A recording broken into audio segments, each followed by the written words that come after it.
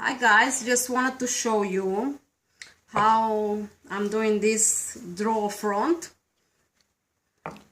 I'm just trying to get the finish off faster and with less mess, which is sanding, which I don't really like sanding, but sometimes it has to be done.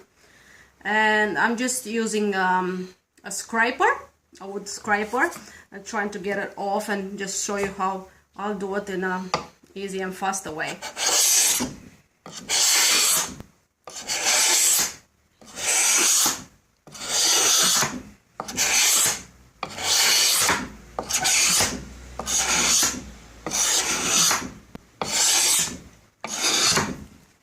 This is pretty fast, as you can see, and that's why I'm doing all the draw fronts, and then I'll go on the sides and I can show you that when I'm gonna get there.